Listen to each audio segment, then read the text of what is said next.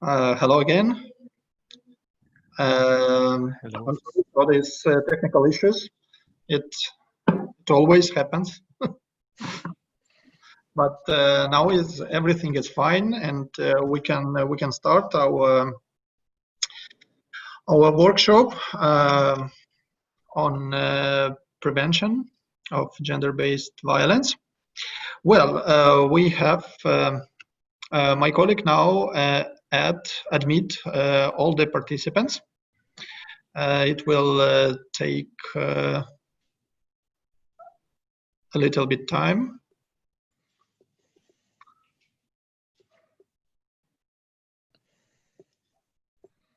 But I welcome everyone who is already admitted. We continue the first day of our conference, and we are continue that with the workshop on primary and secondary prevention of gender-based violence. And we have a quite tight schedule. We have 5 outstanding experts who will bring us their reports. And we expecting extremely interesting materials today. We will get an answer on question why and how we can make a prevention of gender-based violence, and we can speak a lot about the programs for perpetrators. About some technical issues or some technical questions. Each of our participant, each of our speaker will have 15 minutes for the reports. Participants are very welcome during the reports to make some to add questions and to share the emotions using the worksup.com program. And after each report, we will have a couple of minutes to follow up this chat, and maybe we can briefly answer some questions. But we will have also time for discussion after all reports will be done. No more words. Let's start. And our first speaker is Jan Verkoch from Federal Association for the Work with Perpetrators of Domestic Violence in Germany. And Jan will tell us about the prevention of gender-based violence through perpetrators' work in Germany. Well, Jan, please, the floor or the screen is yours. So thank you very much. Hello to everybody. Can everybody hear me? It's okay? Okay, thank you. So what an amazing first day. I'm really excited about what already happened. And there was already so much food for thought. So I'm not sure if you need some more, but hopefully I can provide some more. And thank you for having the opportunity to talk here about prevention of gender-based violence through perpetrator work in Germany. And I'm really excited to see and listen to so many experts from all over Europe, actually all over the world, as I learned today in the morning. And all of which, that's the great thing about it, are working towards our common goal, a society built on respect and gender equality. So thank you, Roman, for introducing me. So I can skip the next slide. I'll try to share my presentation with you. So let's see how this works out. Okay, can you see the presentation? Okay, so great. So this was about me, so that's not that important. Talking about prevention of domestic violence in Germany, I have to say a little bit about my organization, the Bundesarbeitsgemeinschaft Täterarbeit häusliche Gewalt, or shortly the BAG. The BAG is a non-profit federal association for the work with perpetrators of domestic violence, which developed a standard for the work with perpetrators in 2007, which was published by the by the German Ministry, of course, of Family Affairs, Senior Citizens, Women and Youth. As you may notice, our current minister, Franziska Giffey, was talking here some time ago, which I really appreciated. And currently we have 80 member facilities in Germany, which are committed to implement our standard. And we found an institute for training professionals in the work with perpetrators of domestic violence in 2013. And of course, we are a proud member of the WWPEN, which is the Work with Perpetrators European Network. Yes. So the main objectives of the BAG are to assure and to improve the quality of perpetrator work in Germany. That means that we also do a lot of public relations and lobbying. And we support our member organizations in the further development and, of course, implementation of perpetrator work at local or the community level. So that's what the main objectives were. And the question is, the question is, of course, as Roman also already stated, why perpetrator work? Why do we need, or do we have to do, or why perpetrator work should have been done?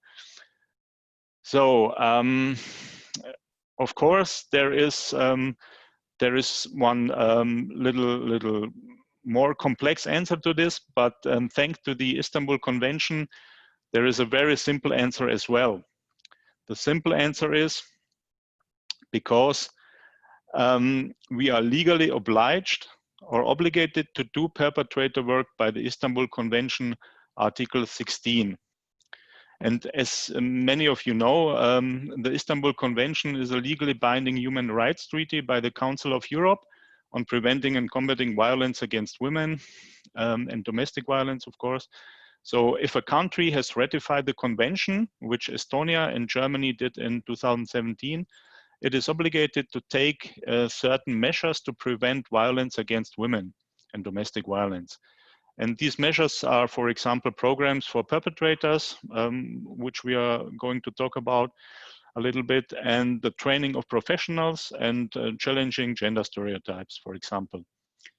So since 2017, the question for Estonia, as well as for Germany and any other countries which ratified the convention, is not if we or why anymore, but how perpetrator work should be done and how perpetrator programs should look like.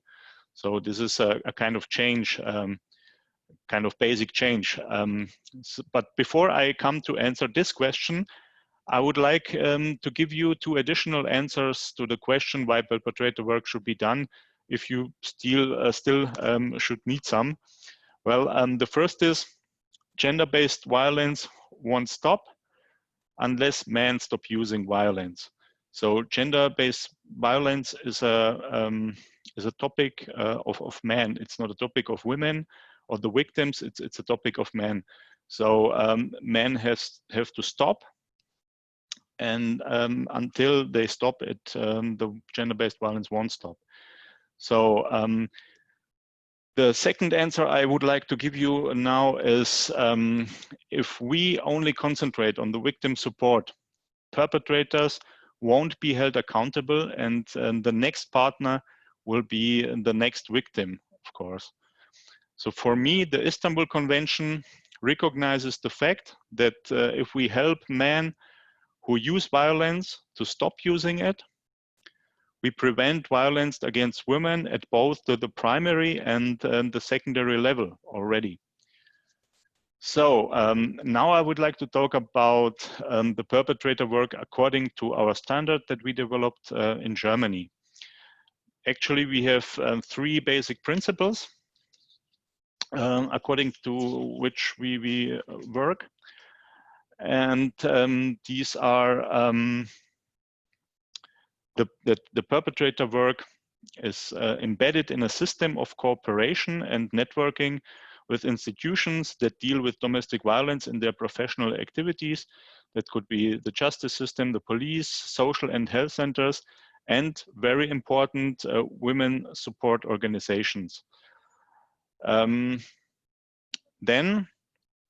the second is that our work, our perpetrator work, includes or is based on a violence-centered and confrontational counseling service for changing the behavior of violent men. That's what our perpetrator program is all about. So it's very violence-centered and confrontational. And the third is that we work with self-reported or self-referred men, and we work also with men that come to us through the judicial system or institutionally, who are institutionally mediated. So like by a custody center or any other institution. So our basic understanding of perpetrator work is as follows. Violent behavior is learned, so it's not a disease or destiny, and therefore socially acceptable behavior can be learned. Perpetrators are always 100% responsible for their violent behavior, and violent behavior is purposive and intended. Violent behavior underlies a decision, so it's a decision. And violent behavior is always integrated into historical and social circumstances. So here comes the toxic masculinity, the patriarchy, and the hegemonial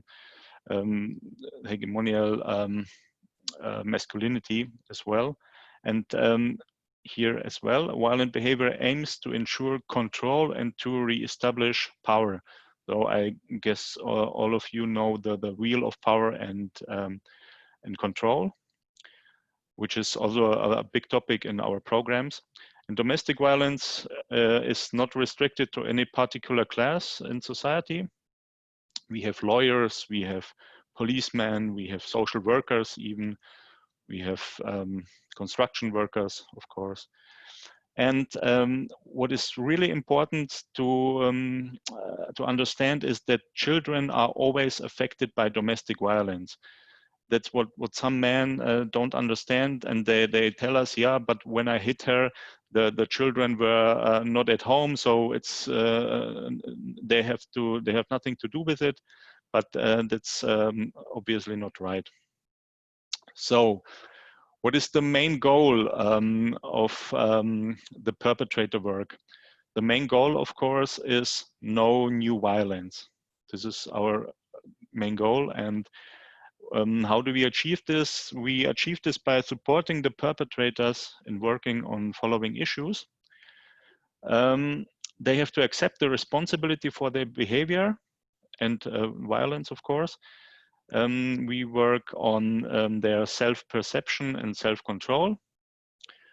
We work a lot on empathy and alternative non-violent conflict solutions.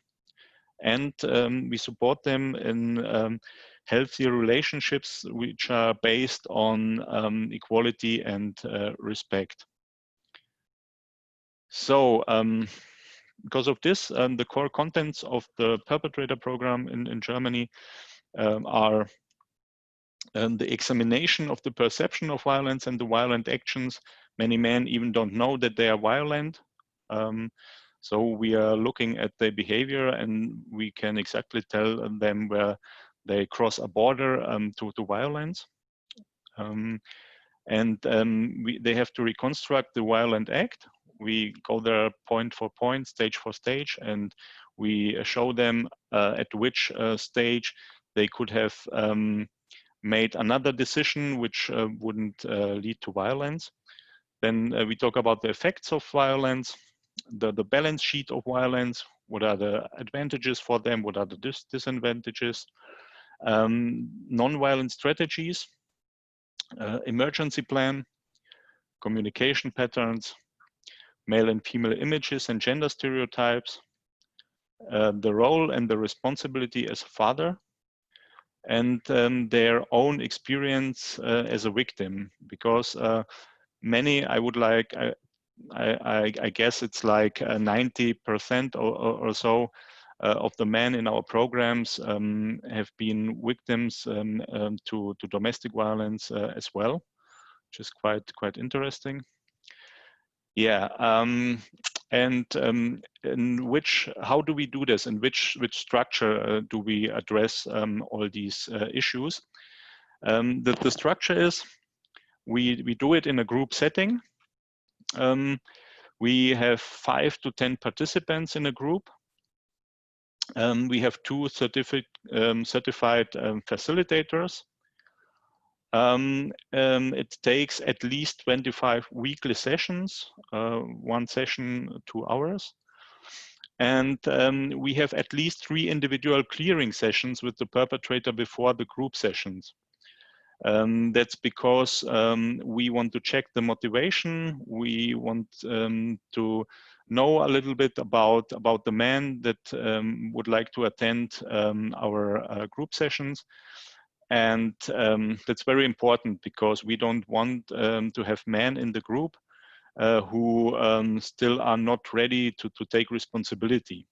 So even if the court sends men to us or the probation service, and the men say, "Hey, we have to attend the program," then we say, if they are not motivated, we say, "Okay, you have to, but we don't have to work with you. So you have to go back and you have to explain the court why you cannot attend the program." And it all comes down to motivation and actually the will to change something in their behavior. So the last thing is that the participants have to sign a contract for the group sessions, because we want to have a commitment, a big commitment, because we want to create an atmosphere within the group, within the men in the group, which allows them to open up and to talk about very shameful topics, and yeah, so that we can work with them effectively. So this is actually what we do at the individual level in our perpetrator program. But gender-based violence has not to be seen only as an individual problem, but as a societal problem as well. It means that in terms of effective prevention, it has to be addressed at multiple levels. And we can use the social ecological model as a framework for violence prevention.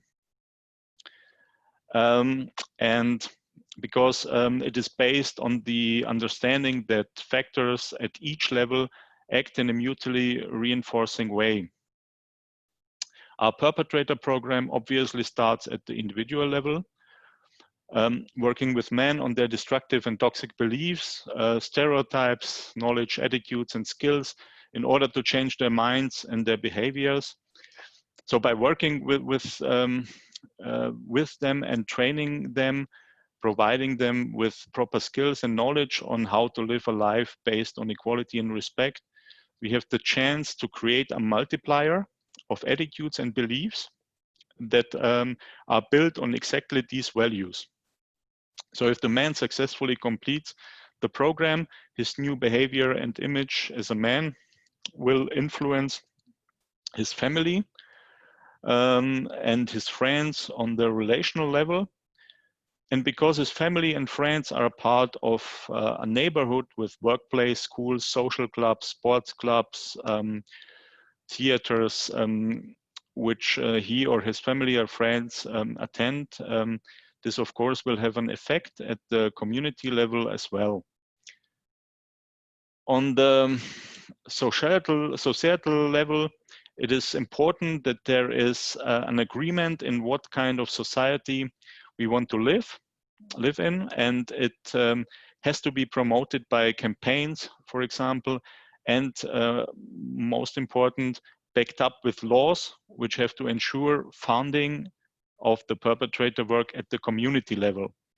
So the Istanbul Convention actually is a good example for a preventive measure at a societal level, making perpetrator work a mandatory component of change of social norms in favor of gender equality and victim protection. So it was a very, very big leap, big step, the Istanbul Convention. And now I come to my last point. For my last point, I would like to come back to the perpetrator at the individual level and look where the perpetrator work and program comes into action, looking at the cycle of violence, which I guess all of you have heard about or know. So the idea, of course, is to break the vicious cycle of violence. And the perpetrator work, or we can do this at several stages of the cycle. Now I go through all the stages. So actually, it all starts with tensions and conflict.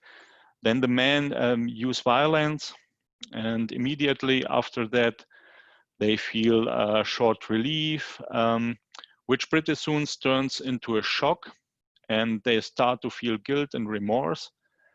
Then they try to explain and apologize in order to reconcile with the victim. And then there is typically a period of silence where no problems are addressed and solved. And this leads to, of course, more frustration and anger impound, which leads to tensions and conflict. So it's unavoidable, and the wheel or the cycle starts all over again. Breaking the vicious cycle of domestic violence does, no, I say it like this: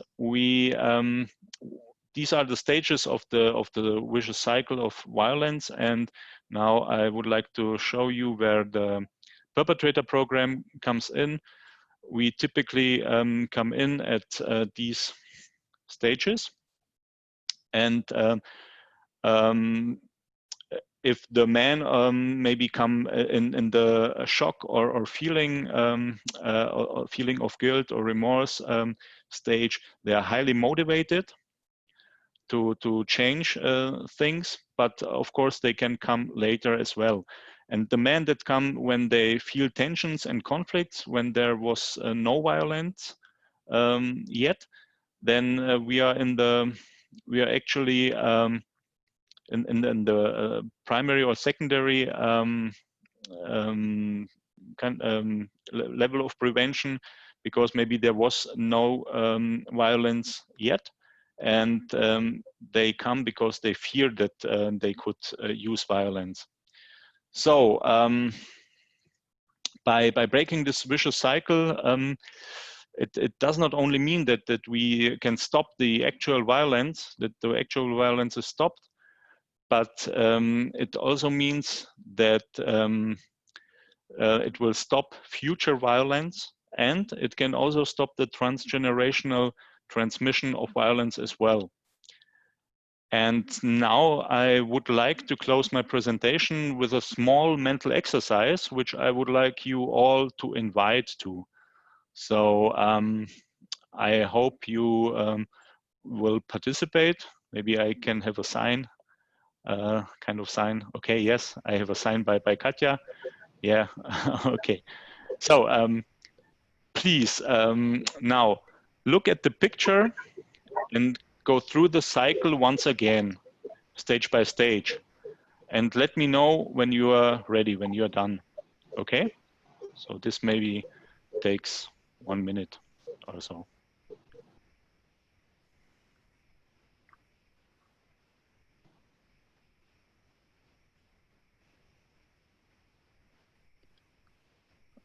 Okay. I have a sign by Katja. Okay. So I guess you are done. Now, I would like you to imagine what the situation for the victims, for the women, would be if the perpetrator facilities disappeared, just like this.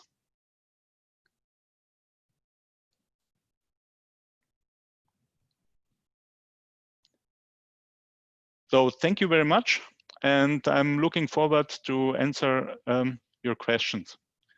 Thank you.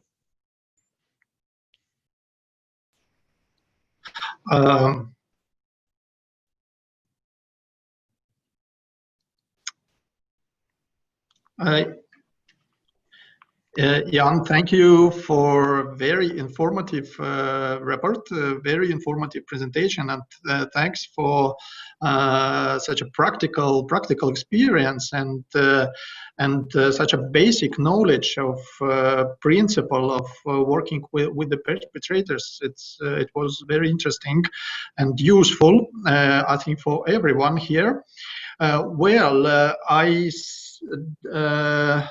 I want to call to participants, please be more active in Zoom chat room, and please leave your comments, share your feelings, or type your questions that we can answer. Hi, thank you. Do you use a specific risk assessment tool for seeing a perpetrator is ready for group work? Jan, can you have a fast answer on that? Yes, we use Odara, for example, or one that we created ourselves, but not for the attention of the group work, but as a general tool. So there are many other criteria that we need them to fulfill to be able to attend the group. Okay. Thanks a lot. Maybe we go deeply, or we go in more details of this question during the time of the discussion. Now, I want one more time thanks Jan Verkoch for a wonderful presentation, and let's go further. And now please to be ready, Katja Zabukovic-Kerin from Slovenia, from NGO Slovene, which is dealing primarily with intimate partner violence against women and girls and violence against children, sexually abused and exploited. And Katja will tell us about the preventive work and work with perpetrators in Association for Nonviolent Communication. Katja, please welcome, and the screen is yours. Thank you very much. Such an interesting conference and such an interesting presentation right in front of me. I could basically say almost everything that Jan Verkoch has said before me. I work on similar topics in an NGO called Association for Nonviolent Communication in Slovenia.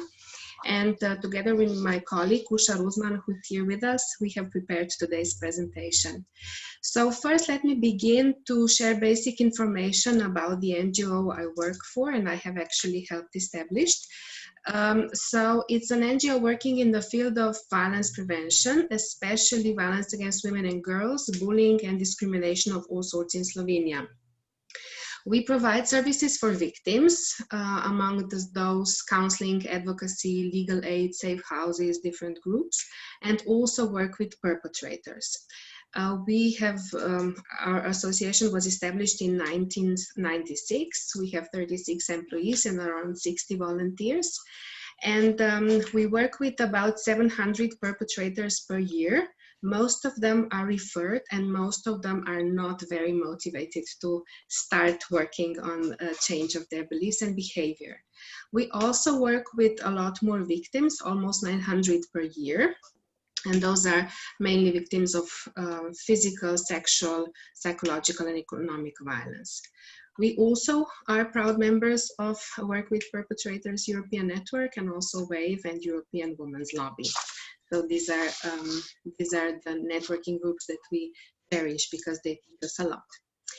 I have to say that these are some very difficult days for us in Slovenia because we have just learned that the Polish government has sent a special letter to the Slovene government asking Slovene government to also quit Istanbul Convention, and they have sent a proposal in which they want to start and create their own convention, but they want to add to that a different definition of a child, and which this could very, very well affect the abortion laws. And they want to add a different definition of a family. So we are really worried about what our right-wing government will do at this time. And we are in the middle of planning protests because for us too, Istanbul Convention is a very important tool. It gives us the base to lobby. And we thought that we would only build from it up to have better support for the victims and to have better, more effective programs for the perpetrators. But I guess this is not a given. And these are the times where we have to be really careful because it could all change very quickly. So today, Roman and I have discussed that it would be best, following other presentation, if I spoke a little bit about what preventive work is. I know we all know it, but sometimes we just need to go back and visit what we know. And I will just, before I do that, I will start by saying what we actually do, what programs we actually run in our NGO. For the preventive work, we do a lot of trainings for teachers in kindergartens and schools and other professionals, including police, social workers, not a lot of judges, as I imagine is a problem for all of you. We do preventive workshops for children and youth in schools. We do individual work with children and youth at risk just to prevent violence. We work with children who come from homes where they have seen domestic violence or have experienced any form of violence, and we know they're at much higher risk. And we do a lot of social campaigns to change how society views the problem. We offer programs for perpetrators, and amongst those, the similar one as Jan Verkoč has already described as they do in their organization, and it's mostly training of social skills for perpetrators of violence against women and girls. We do also training of parental skills, which also includes women who perpetrate violence. We do caring dad groups. We do group for teenage boys who have used violence in the past, and we do a lot of individual counseling, which includes working with some women using violence, but not so much against their male partner, but against other members of the family, which is most often the case. So this is what we do. This is our experience. We're actually the only NGO in Slovenia who does it. Perpetrators are referred to us mostly, and therefore we have to cooperate very closely with the police, with centers for social work, with the prosecutors, and with the judges. And we feared at the beginning that getting into such a program as ours would mean that they would avoid being punished by law, which is still a concern of ours because we see apprehension in judges. They don't want to impose prison sentences. They don't believe that this works. And in our experience, this is actually what works best. To have prison sentence or any kind of sentence coupled with the programs that we offer. It is sometimes when they cannot prosecute the offenders, it's a sort of a mixed signal to them, because sometimes they experience it or they interpret it as it's nothing so bad, I didn't do anything that wrong. I just have to go to some training, to some psychologists and social workers, and everything will be okay again. So for us, it is very important to start very early. And we all know that primary prevention actually means work on the topic before problems actually occur. And those primary prevention activities include education and public awareness of the problem, early identification of people at risk, empowerment and life skills development, which can include nonviolent communication trainings, and legislation and enforcement to prevent and stop violence. Secondary prevention means intervening and responding to violence when it has already occurred, in order to stop violence from happening again. This is what we do when we already know that there's a problem and the victims need to be safe. This includes shelters, safe houses, counseling victims, safety planning. Safe plans are a very important part of our work, and protective orders to try to ensure victim safety somewhat further. And then there's tertiary prevention, which focuses on ongoing support to victims and ongoing accountability for abusers, which for us is very important, because sometimes the organizations who fund our activities want to make it very successful very quickly. They want to see great success by a magic wand, and it cannot be achieved, and it should be very clear. Short programs can be very dangerous for the victims, because they can give them a false sense of change in the perpetrator, which is not realistic to achieve in 5 or 10 meetings with them. So those tertiary prevention activities would include support groups, other resources for survivors to help them heal so they do not enter another violent or abusive relationship, and perpetrator programs to prevent them from perpetrating in the future. So in order to for prevention to work, it needs to be a combination of all of those activities on primary, secondary, and tertiary level. And this is very important, because funding should be provided for all of them. We see in Slovenia, I don't know how it is in your countries, that our government, our municipalities, our foundations tend to finance secondary prevention. So we have enough safe houses, we have enough counseling programs, but they don't want to fund primary prevention, because they say you cannot measure the results well enough. And they don't want to fund tertiary prevention, because they think it lasts too long and it costs too much. So this is something that we need to stress. It can only work if we have all of them together. Prevention in the lockdown situation was especially difficult, of course, as we all know. We all had to adapt to new ways of working with victims as well as the perpetrators. So I think this is something to be thought of in the days and weeks to come, because we can probably anticipate at least short lockdowns in the future. And I think that in the first lockdown, at least in Slovenia, we have managed, in my opinion, to address victims well enough. We didn't have a single femicide in those months, which is kind of unusual. It was a long time without a femicide in our country, but we have worked a lot on informing public, on dealing with the police, so that they, even in those lockdown situations, imposed protective orders. And we worked a lot with the perpetrators. We did check-in calls with them daily or every 2 or 3 days to ensure that their stress level isn't too high.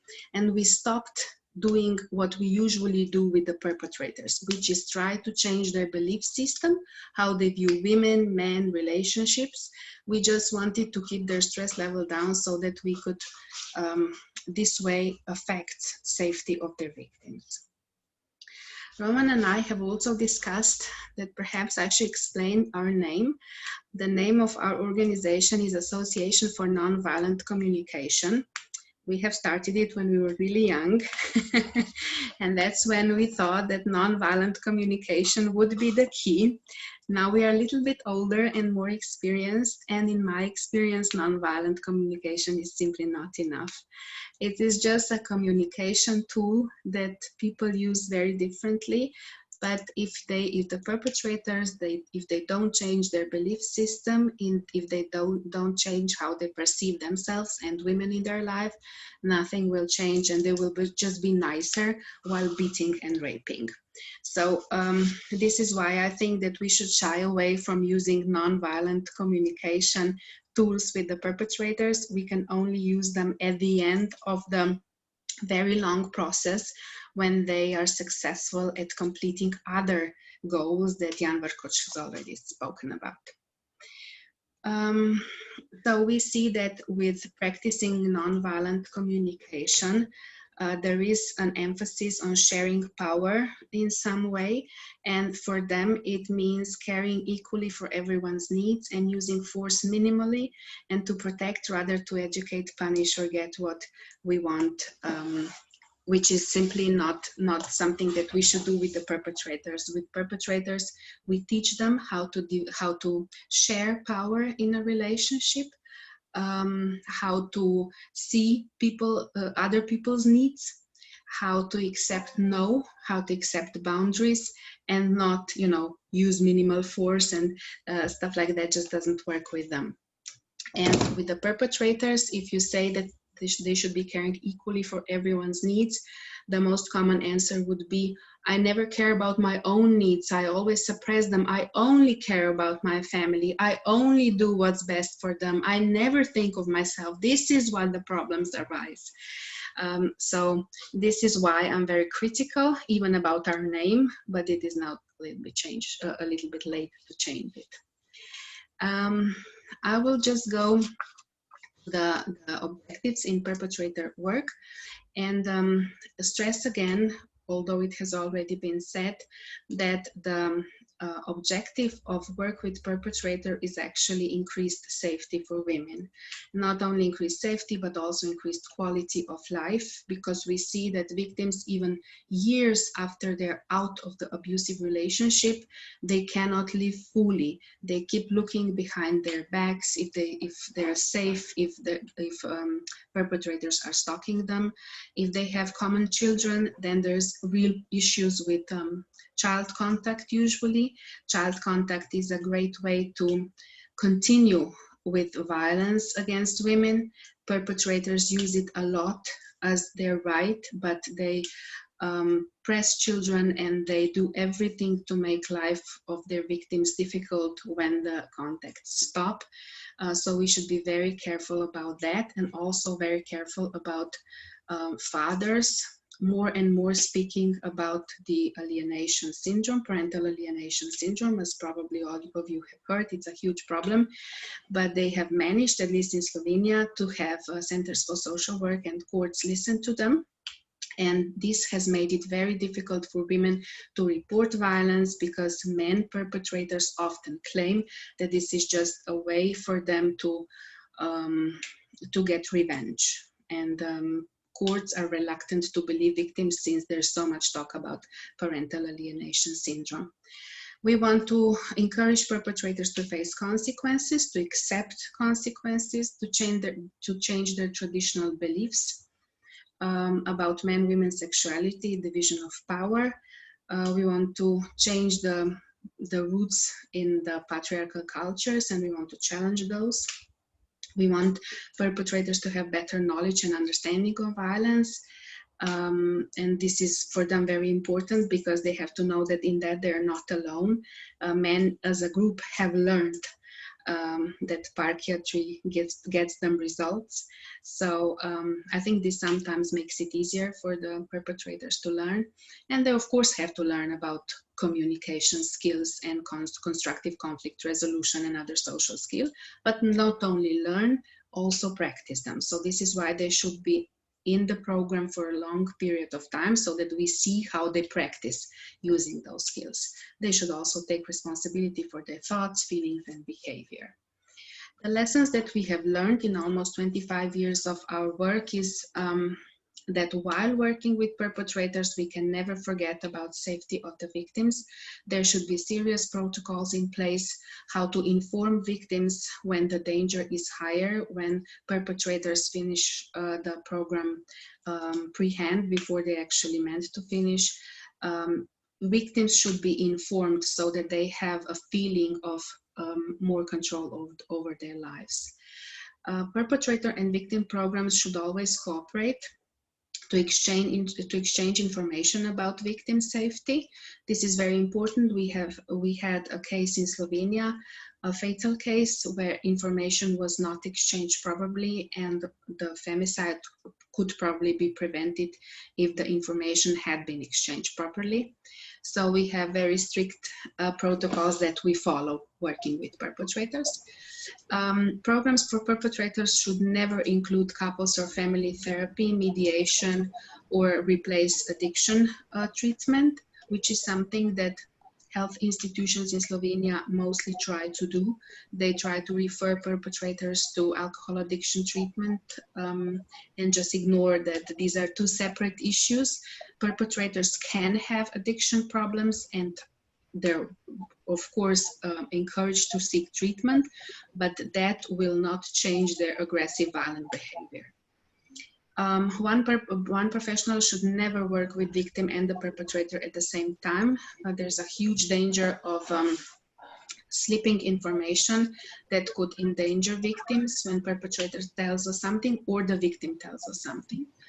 Participation in perpetrator program should not replace criminal prosecution of the offender. This for us is very important because we know that there is it doesn't have to work. I mean, sometimes it doesn't work, and this is why the time that the perpetrator spends in jail is actually the only time when victim is safe. So it is important to continue with the prosecution. And also victims have to be notified not only when perpetrators drop out of the program, but when they escape from prison and all the other stuff, everything to make them more powerful, to help them regain control of their life that the violence has taken away from them. And dealing with intimate partner and domestic violence should never be gender neutral. It is very important to remember that and to plan protocols, to plan programs, and to work accordingly. I thank you very much for your attention. I hope I finished on time. Katya, I want to thank you about wonderful presentation, wonderful report, very informative, and I think we, everyone in the room are amazed about rich experience of Slovenia and rich experience of your organization in a field of prevention, gender-based violence, and working with perpetrators in different levels. We have one question from Virve, who is asked, "Hi Katya, about the femicide statistic. Do you have any theory how there wasn't any during lockdown in Slovenia? In Estonia, unfortunately, this year we have had a lot more domestic violence murders than previous year. Do you have any data?" Yeah. And my apologies, Roman. I now see that you tried to tell me about the time, but I didn't notice. I didn't notice your remark in the chat room. So about my opinion, I think it was very interesting to see that police during the lockdown had less calls from the victims, but they detained perpetrators much more than ever before. So I think that we all were afraid of the numbers of femicides going up, because we knew about other countries where it was horrible for the victims. So I think one factor might be that police took it so seriously that they actually removed perpetrators from homes in time. And the other thing that we actually saw back in 2008 when the economic crisis began was that if people are afraid of what's going on in the outside world, then sometimes it creates a full sense of peace in the family. They know they have to somehow survive together. And we feel that this is what happened. Also, media was full of information for the victims. Every time the government gave press conference, it said, you know, victims can find help here and there. We actually extended our hotline for 24/7, which we never did before, and stuff like that. So I think it was a combination of factors, but I think for the next chapter, the lesson learned is that we need to have police do their jobs very seriously. We need to inform public that there's help available and make them watch for their neighbors. That's, I think, what worked best. Thank you. I'm also see the question from Hannah, but I think it was addressed to Jan, and maybe we can leave it for a time of the discussion. Thank you one more time, Katya. We need to go further, and our next speaker is Alessandra Pounds, who is the Executive Director of Young Vibrant Network Organization of over 60 organizations from 30 European countries. And Alessandra will tell us about inspiring actions of her organization in primary and secondary prevention of gender-based violence.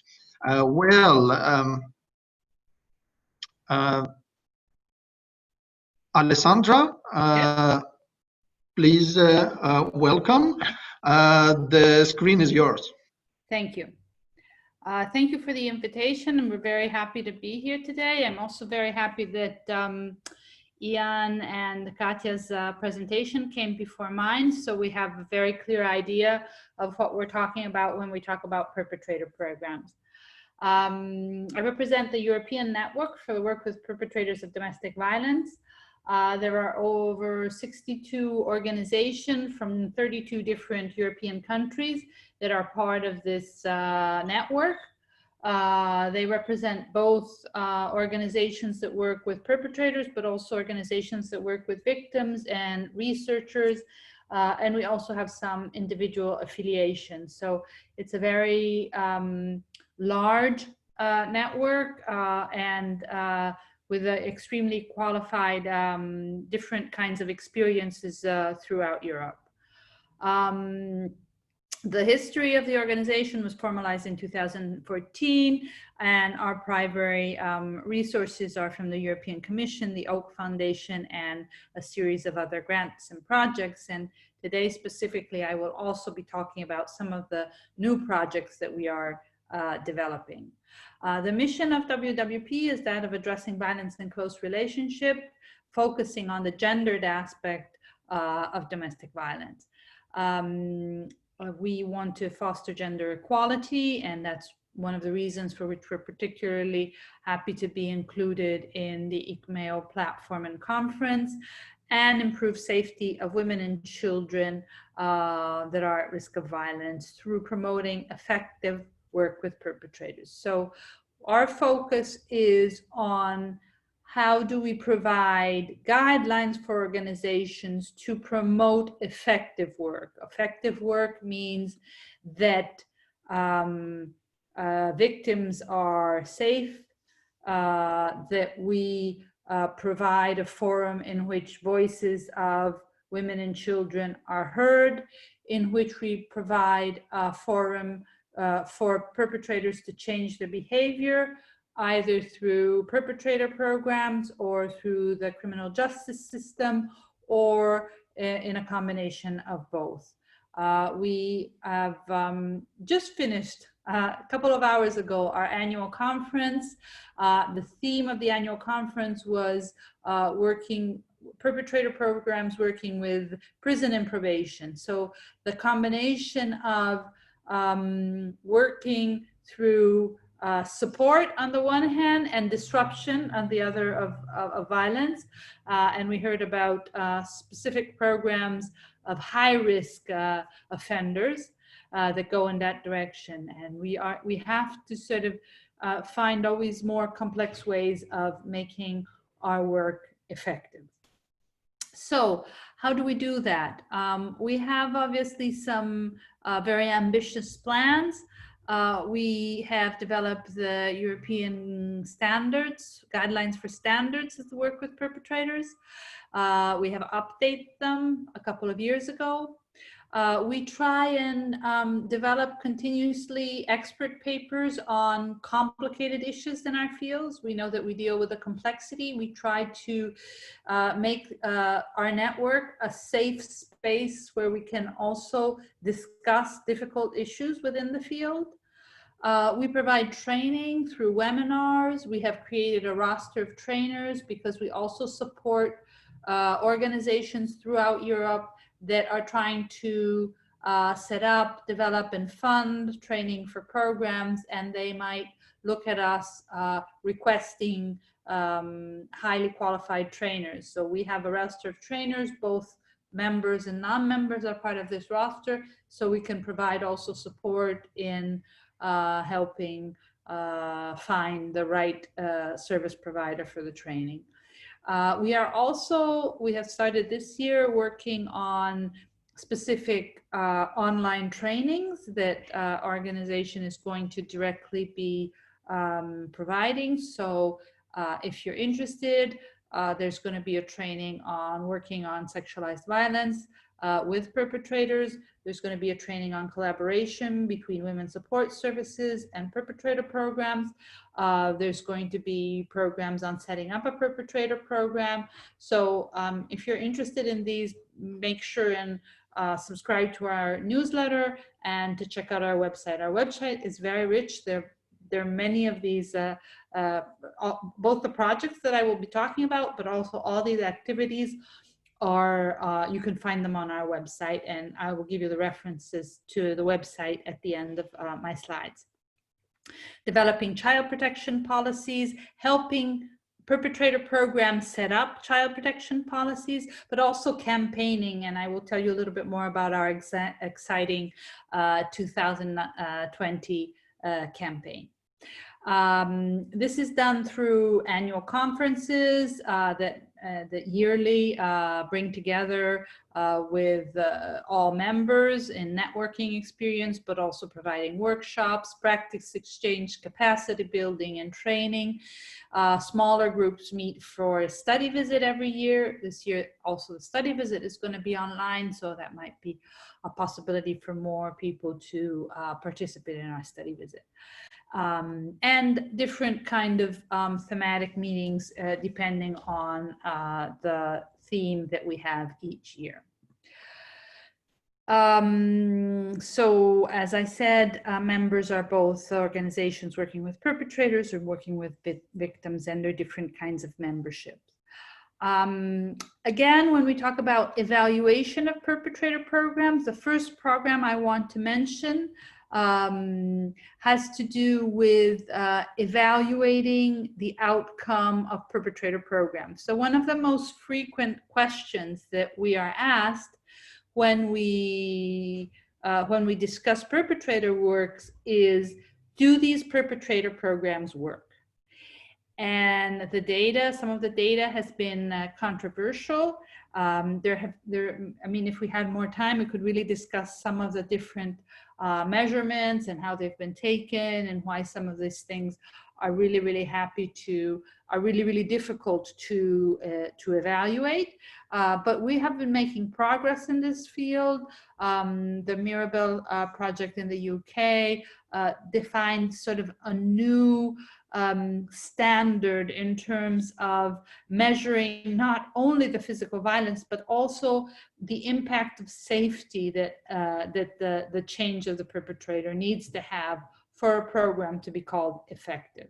So improving the relationship, expanding the space for action of the victim, feeling safe and having freedom from abuse and violence, positive and safe shared parenting, and enhanced enhanced sense of awareness of self and others, and obviously providing safer and healthier childhood experiences. We have been working over the past 10 years at this point on an impact measure that measures these 5 different measures of the change of programs. Our ambition is to have a European comparable data of different programs in applying the measures. So this is a very promising evaluation. It was piloted in the UK and in Italy, so now we are in a rollout phase. Many programs are enrolling, and within the next few years we hope to have this comparable data. It's also a really important way of programs of evaluating their work. It provides indications of what is working and what is not working so well in the change of perpetrators. So it really supports organizations in having a good impact and being able to improve their programs where there are some shortcomings. So the impact is a project that we're very, very proud about, but we are also developing different projects in different areas because, as Ian and Katja were mentioning, the complexities of working with perpetrators touch on many, many different areas. So there are lots of questions that come up among our members about working with perpetrators. And one of the recurring questions is, can we develop better forms of collaboration between perpetrator programs and women's support services? We have a project that we are involved in that is on developing protocols of collaboration. And obviously, we don't have that much time today, so I won't be able to go into the detail of the projects, but you will find more information on all these projects on our website. So if you're interested in any of this material, it's all available. They're all European projects. So what we develop, we are interested in disseminating and to let you have and access all the information and all the material that we've developed. As I mentioned before, we have developed a roster of trainers, and one of the trainings that we are developing together with Yamane, which is a Swiss organization, and with a cooperation of another Italian organization with an international cooperation, is a training program in Albania through Project Alive. So this is a specific project geared at training professionals that are working on perpetrator programs. Another big theme, again, that was developed through the requests and the needs of our members, that is that of trying to set up programs that will work within the jail system and that also connect to the community when perpetrators come out of jail. So it is important that we integrate the system within and without and outside of the jail system. And so we have a specific project, the Conscious Project, that is developing this. One of our all-time favorites is a project that was geared at training frontline professionals to recognize and to send perpetrators to perpetrator programs. So again, we are talking about these forms of prevention that are between primary and secondary prevention, or secondary, in which we are trying to intersect perpetrators that haven't yet escalated in severely violent behaviors, but behaviors that might be getting problematic and might be taking a turn towards violence, and that very often do make requests to services, psychological services, mental health services, social services. They are not usually requests of men going to the services and saying, I'm afraid I'm going to be violent with my partner, but there are ways in which we can support frontline professionals to recognize these possible help requests from men. So this is a specific training for frontline professionals that have male clients to be able to ask those uncomfortable questions and have those conversations with the men, helping them to get help in time. And this has had amazing results. We have increased voluntary referrals by more than 30%. So we have been rolling out this project, and we've had a lot of interest. And again, you find all the materials of the training, roadmap, all on our website. And then another upcoming theme is that of the support of migrant and refugee men, developing gender-sensitive approaches and working preventively, again, with this group of men. And we have a specific project that is currently developing these materials and these trainings. And so we're very excited about this. And this is actually going to be one of the themes that we develop next year. Another focus is that on working with elderly perpetrators. So what happens to elderly people, victims and perpetrators, when they are when the system kind of forgets about them because they have specific and particular needs that may not be addressed by sort of the mainstream services of violence. So this is again trying to address one of those gaps in the system and trying to provide specific training and support so that we can also be working with elderly perpetrators and supporting the safety of elderly women that are victims of violence. And one of last but not least, there's the campaign, and then I'm almost finished, is reducing barriers for men who want to become involved in caring activities. It takes, again, the gender focus back to the heart of the problem. So it's looking at what companies can do, how to engage companies in change so that men can be more engaged and more involved in caring activities. I already talked about the Impact Toolkit, the last project that is just starting out now, but it's linked to our campaign. So I would like to just briefly talk about this. It's about identifying new forms of stalking and violence that are perpetrated through technology. We are aware we are part of a coalition, anti-stalkerware coalition, with technological companies that are trying to make the digital space safe for women. And we have learned a lot of what the new possibilities are in terms of stalking and controlling behaviors through apps and through technologies. And we feel that we have to scale up our perpetrator programs to be able to recognize, assess, and respond to these new threats to safety for victims. As I mentioned, we have many resources. Please don't hesitate to get in touch with us. This is our website that I mentioned before. All the information, everything I've talked about, you will also be able to access in our website. We also have an Instagram page that's quite active, Facebook, and if you need any other information, you can get in contact with us at this email or at my personal email, which is the same as this one, but with my first and last name, Alessandra.Pounds.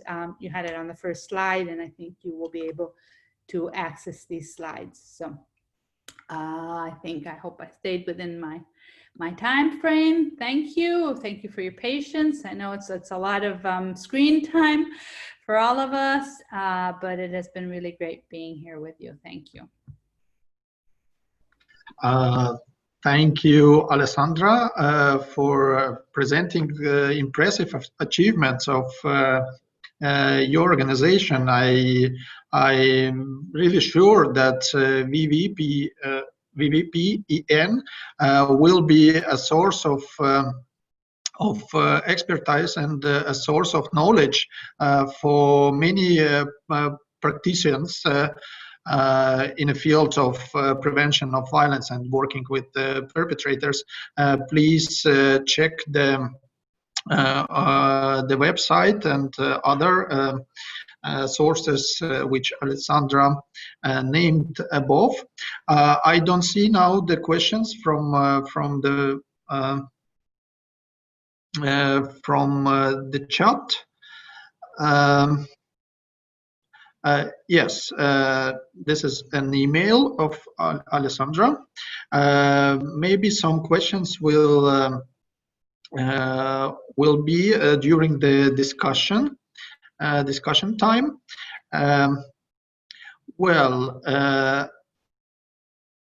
And now we are going further, and one more call to participants. Please be more active.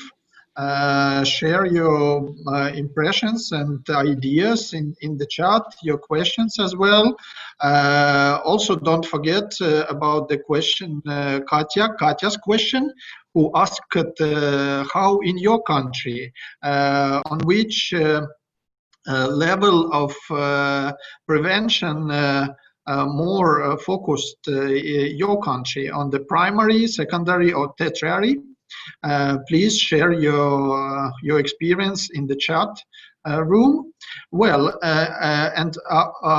we are going further now, and our next speakers, Hannah Marks and Patrick Engels from NGO Emancipator. And Emancipator, this is the Dutch organization for men and gender justice. And they will tell us about the inspiring action of preventing violence by transforming masculinity norms. Hannah and Patrick, are you ready? Yes, thank you very much. I hope please. you can all see my screen. Is that true? Yes, great, thank you. Welcome everyone, great that you're all here. My name is Hannah Mars, as Roman already said too, and I'm here today with my colleague Patrick Engels, and we will tell you something about our work on primary violence prevention at Emancipator. We are a small NGO based in Amsterdam in the Netherlands. And we work to involve men in gender equality and feminist issues based on the belief that gender is not only about women and LGBTQIA+ people, as in most conversations on the topic, but that men also have to contribute to feminism and gender justice, and that men will also gain from that. Many problems in the world today can be traced back more or less directly to norms and expectations that society has of man and masculinity, either caused by men, such as gender-based violence, or experienced by men, such as poor mental health and relatively high suicide rates, or thirdly, seemingly separate from men, but actually caused by masculinity norms, such as the wage gap and the shortage of care workers, for example. As an organization, we try to tackle all these problems at the same time by addressing their root causes, that is, what people think it means to be a man. Emancipator's work is focused around 4 themes. Firstly, the prevention of gender-based violence. Secondly, the promotion of both formal and informal care work. Thirdly, normalizing sexual and gender diversity. And fourthly, sexuality. Violence prevention is the theme that we have the most projects on, and also the one that we will focus on today. An important starting point of our work on violence is this model, and a realization that gender-based violence is a spectrum and that it happens in a context. This model, it's a pyramid in which the highest layers can only exist because they are supported by the lower layers. The incidents in the lowest layers normalize and reinforce the violence incidents in the highest layers. They are built upon them, so to say. So that means if rape jokes are acceptable, then catcalling and harassment is acceptable, and then rape is acceptable. So that means you can't prevent a rape without problematizing rape jokes and where they come from. And then the point is, of course, that the behaviors in the lowest layer are not only normalized, but also in some ways expected of boys and men in constructing their masculinity.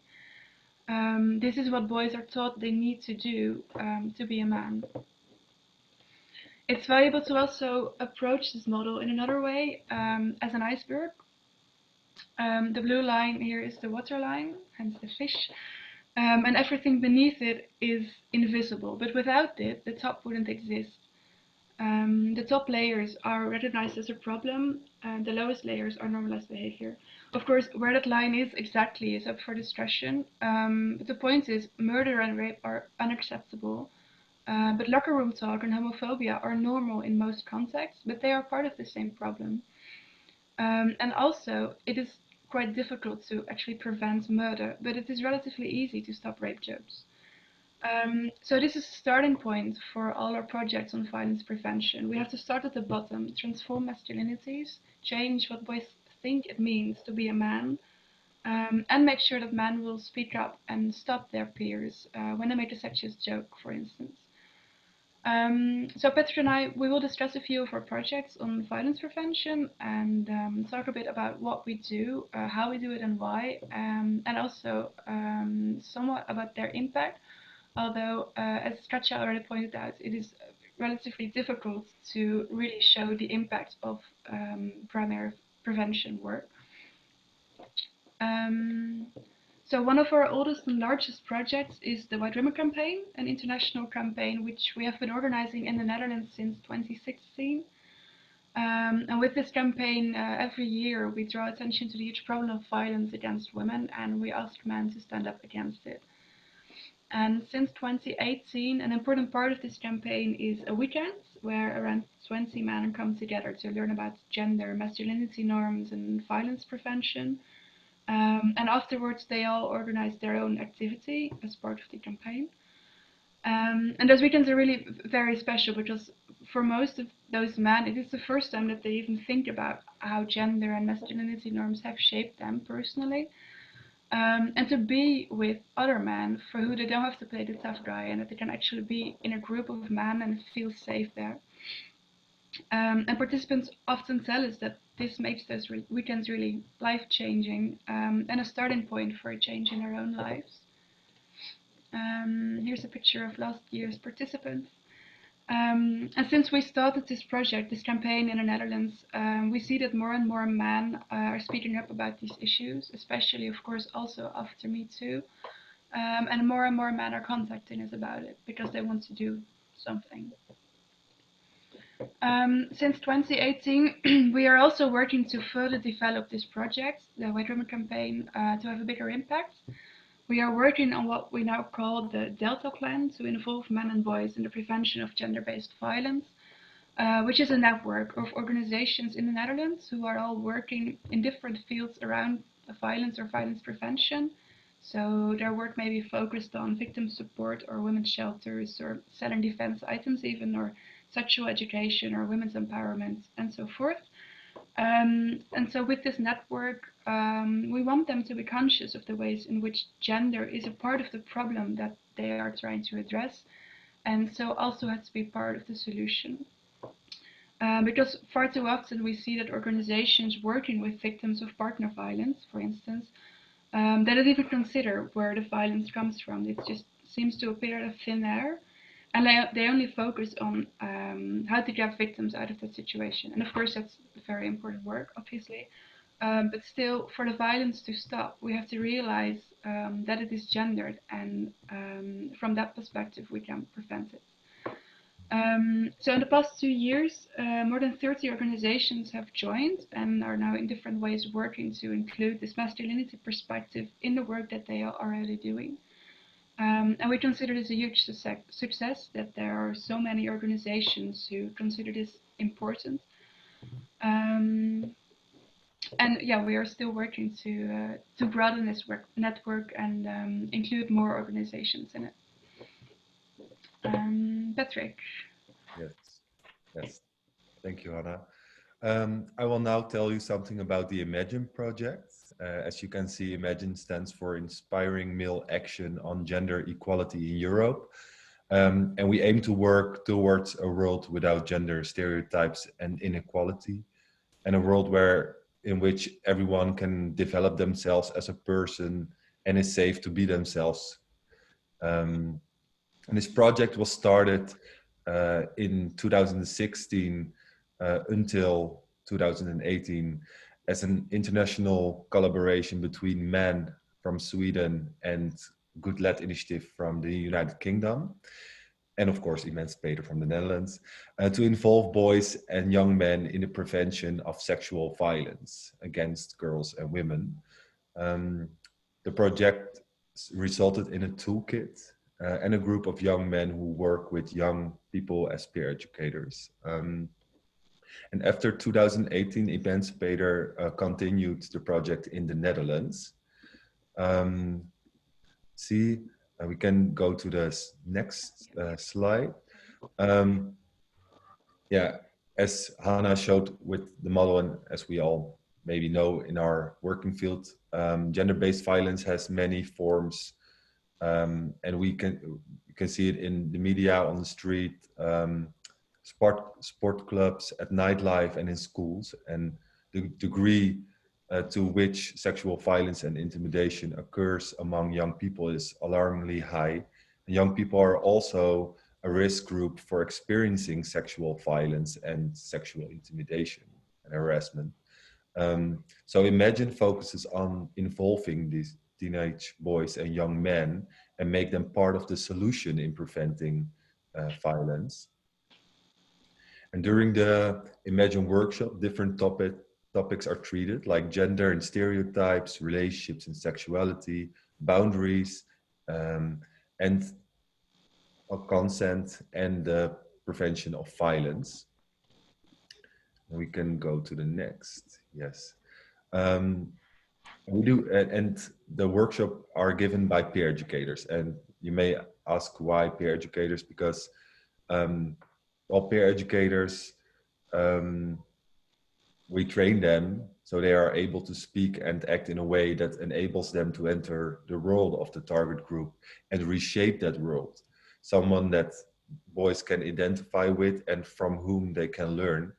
And for example, someone who is in a similar phase to the target group in terms of age and life experience, but has sufficient knowledge, insight, and skills to teach others about positive masculinity, gender equality, sexual violence, and sexual harassment.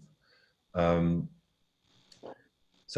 besides training peer educators and facilitating those workshops with young people, we also focus on training professionals.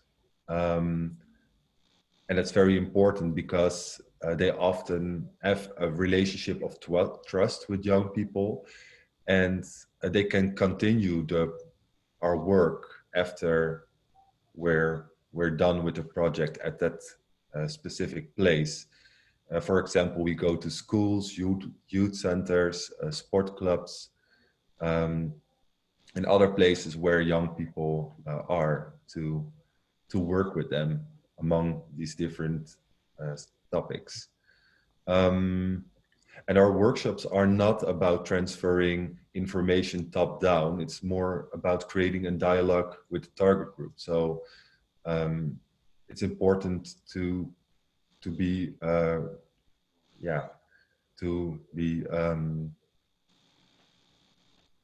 let's say, relatability, credibility, and genuine comfort communication are really important to involve and engage boys and young men.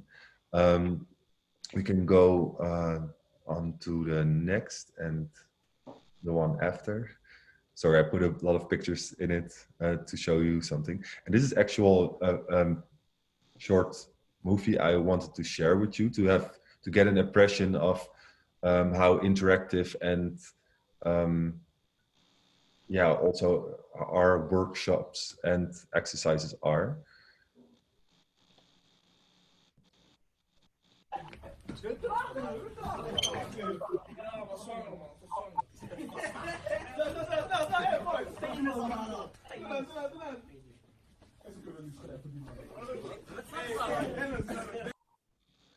So as you can see, this is an example of an exercise, and it's called the gender brainstorm.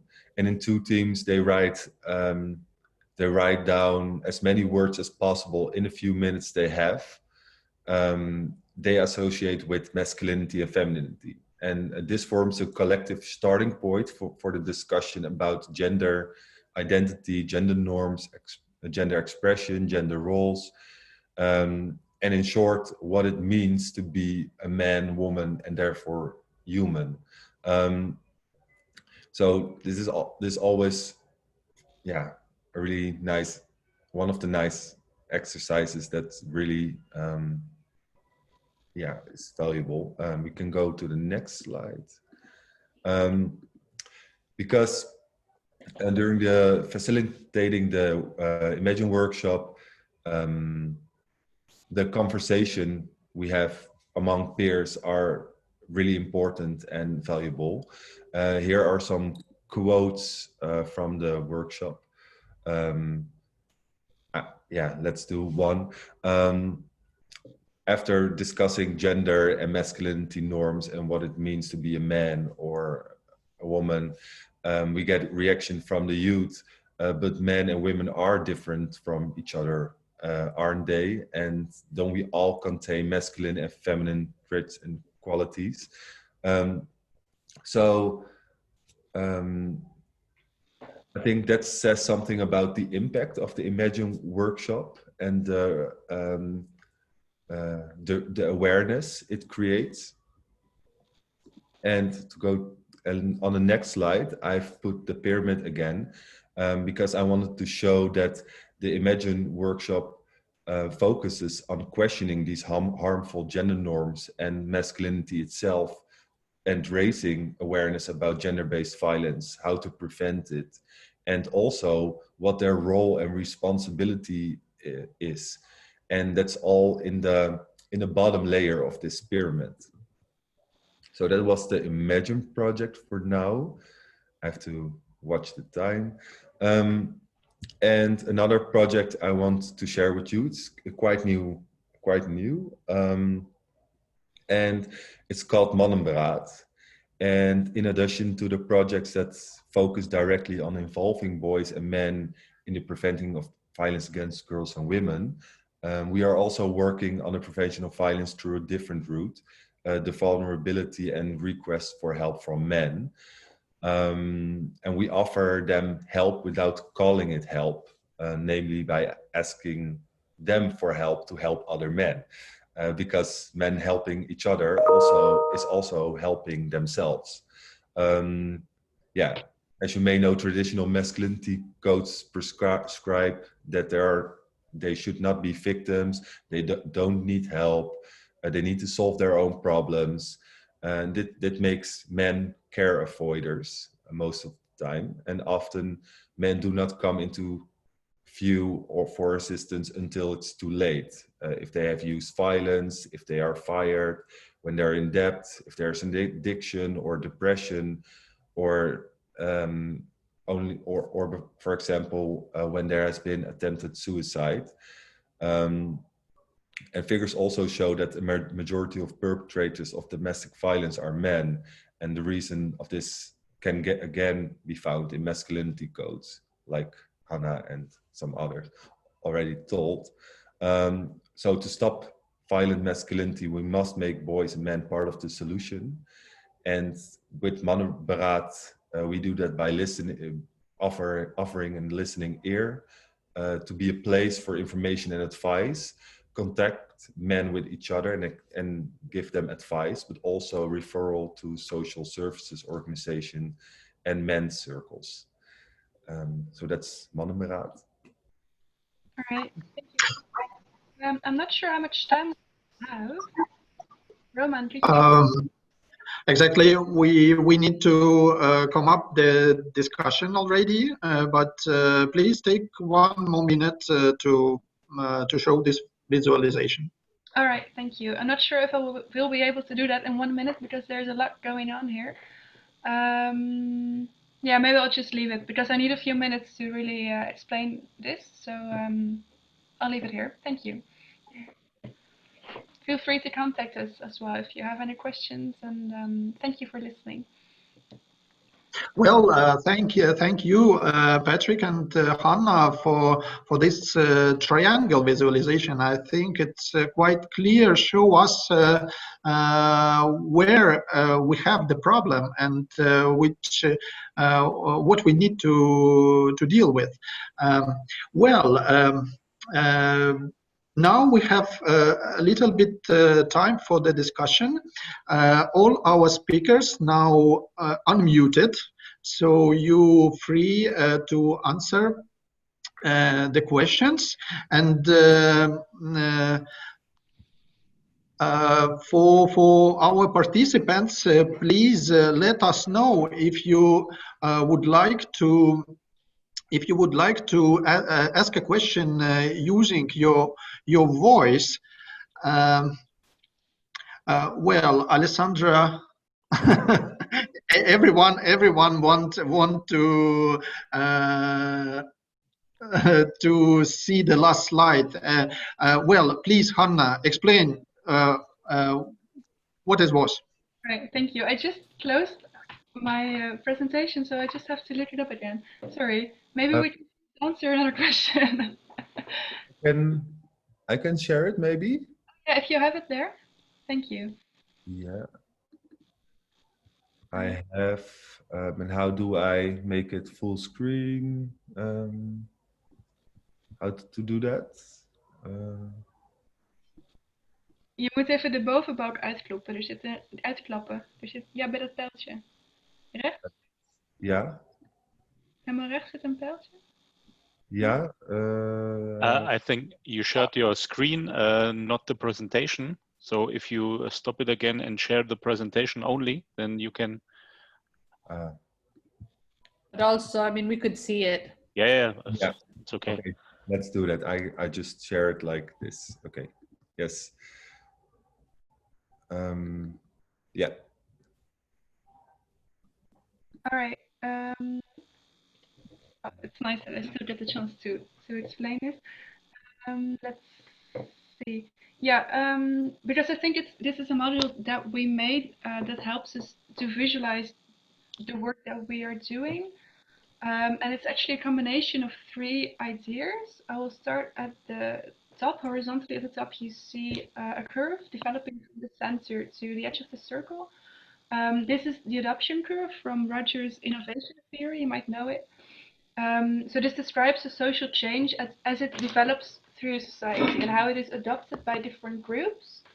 So firstly, the innovators, then the early adopters, the early majority, the late majority, and then the laggards will adopt this social change. So to be able to reach the laggards and to reach everybody, you have to start at the beginning. You have to find an innovator who will help you reach the next group of people. So you can compare it with a droplet hitting the surface of the water and then spreading out in ever larger circles. So secondly, the layers that are piled on top of each other, they are based on the socio-ecological model that Jan Verkoch also described for us. So from top to bottom, those are, it's in Dutch here, but that doesn't mind. Those are the institutional level, the community level, organization level, relational level, and individual level. So the point here is that this adoption curve, it has to take place on each of those levels. And the third point here is that the slices of pie, so to say, in different colors. They represent the different topics and themes that we and other organizations are working on. So if we're talking about violence, those are, for instance, sexual harassment and street harassment or intimate partner violence. And in the larger picture, of course, also fatherhood and formal care work. And so this social change, the curve, needs to happen in each of those slices, on each of those levels. So the three takeaways from this is, firstly, when we are working with organizations, because we are mostly a network organization working together with other organizations, we have to realize that they are somewhere in this three-dimensional model. And we have to realize where exactly they are, because then we can address them in a and then what was I going to say? Yeah, also within each pie slice, we have to look for the innovator, because they have to take the first step and they can help us reach the early adopters and so forth. And in that way, we can, for instance, make the whole organization shift towards a more gender transformative approach. Yeah, so this is what the model is trying to represent.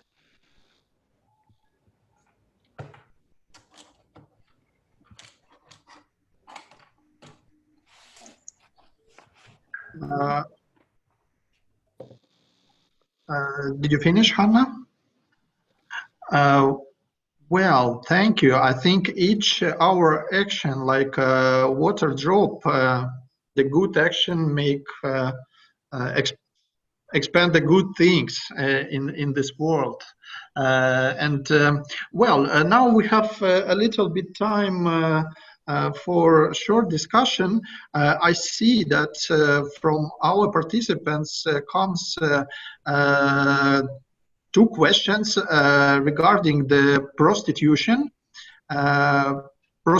issues, and the firstly question was asked from Jan Brukoc, but I think in effect every one of the speakers can answer. Please let us know if your organization also addresses the issue of prostitution when you work with attitudes toward the women. And what do you think about the demand for prostitution regarding the prevention of gender-based violence in that context? Yeah, thank you very much for the question. This is a very important topic. Actually, we had last year, we had the annual conference at the WWPEN for the topic of sexualized violence. And there was actually the topic that it's very difficult or the topic was how to address it, how to address sexualized violence, and of course how to address prostitution as well. The problem that we have in Germany actually is unfortunately that prostitution is not forbidden like it is maybe I think in Sweden or many other countries. So if we take the social ecological model, then we address sexualized violence and prostitution in the program when we talk about sexualized violence and the women and the treatment and how you treat women, and when we talk about sex. But the problem is that I don't think that it is very effective because we don't have the support of the society of the laws. So that's actually the problem. So the men maybe say, "Oh, okay, I don't go, I don't support prostitution," but I'm not. I can't be sure that this is he is very honest at this topic, because he has not to be, because it's not forbidden. So maybe you think, no, I don't want to talk about this topic. It's very private here, and it's not forbidden anyway. So what's the problem? What do I have to talk about here? So this is a big issue, and yeah, we are discussing it all the time, because it's a very important issue. Yes. At the European level, with the European network, we're very concerned about both prostitution and pornography as strongly linked to sexualized violence and men's violence. Our challenge has been to push and challenge perpetrator programs to address these issues more consistently. What we see is that usually perpetrator programs will have maybe one session on sexualized violence, but there needs to be a much deeper reflection on cultural norms and on behaviors that are not perceived by the perpetrators, and that could be normal, but sometimes even by the service providers. So it is it's work on self-reflection, and for this reason we have been working on this training on sexualized violence, and half of the training is for service providers, because the men that are working with the perpetrators need to have reflected on the sexual norms that inform also their view, their behavior, and challenging putting themselves into having uncomfortable positions with men. In our annual conference last year, when we were talking about working with sexualized violence, one of the really interesting exercises and knowledges that came out of the conference is that we thought that we needed more training to be able to work on this confidently. And when I say we, I have on my hat of a service provider for perpetrator programs, but what the service provider for perpetrator programs realized at the end of our work together was that it's always going to be uncomfortable. So we have to be able to have uncomfortable conversations and be able to discuss it. So I'm very glad that you brought up this point, and I think it's a point in which there is still way too much silence and not enough strong positions taken. Maybe I think it would be, or it could be more comfortable for providers or facilitators if they have the strong support of the society, that we as a society agreed on we don't want to exploit women. So it's forbidden, and actually, yeah, it would make it easier maybe for the man to have to talk about it. So because it's yeah, it's a difficult topic. Well, thank you.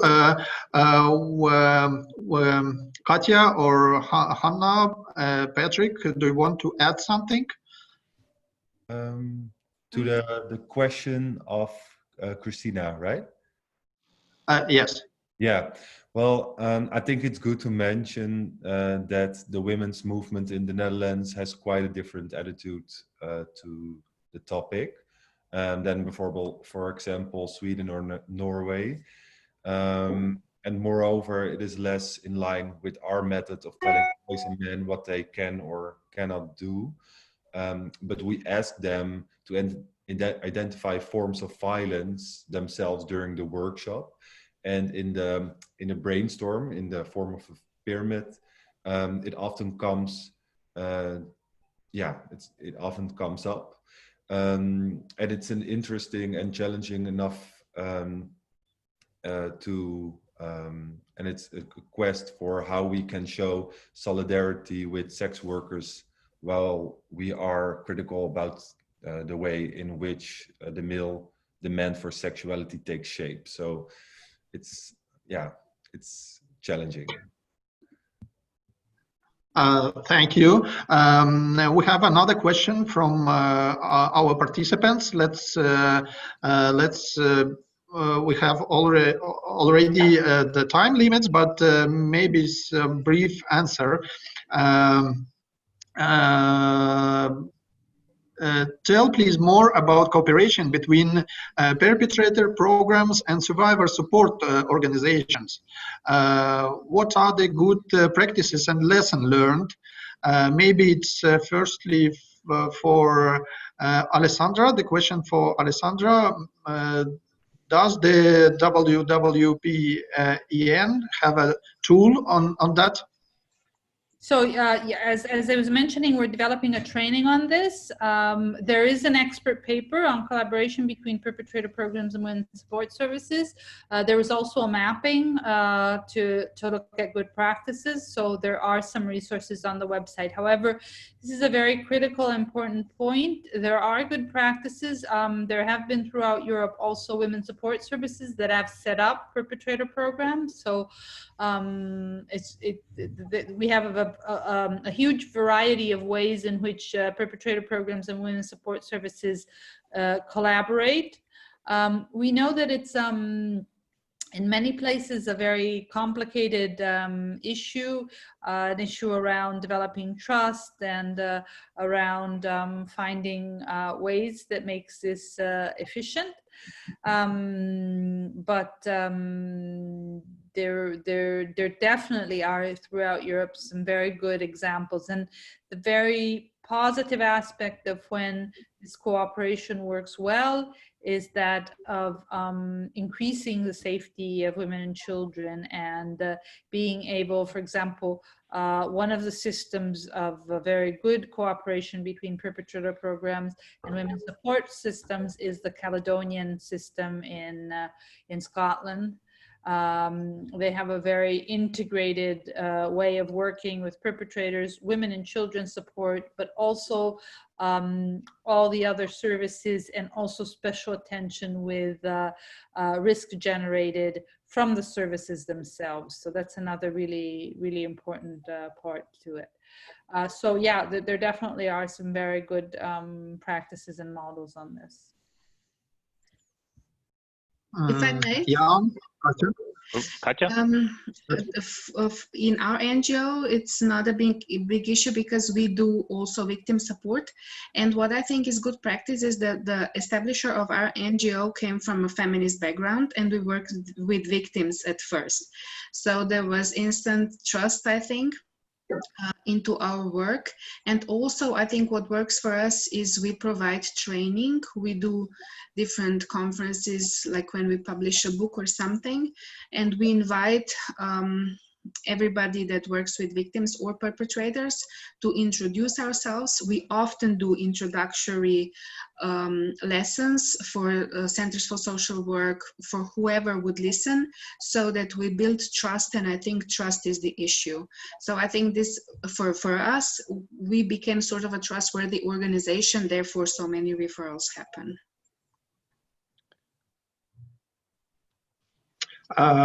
Thank you. But our today's discussion comes to an end. It's very sorry because I think we have today very productive, very informative discussion on very difficult issues, and I think we now are more smarter than we were before. But now we need to draw a line under our discussion, but not under our activities and our preventive work. If someone have a questions, you can write directly to our speakers. Hannah write that she is very happy to provide these visuals that they showed. Well, I want to thank all the participants for your activity, for your questions. I think it was a brilliant discussion. One more time, thank you for our speakers, and good luck to everyone, and we'll see at another event.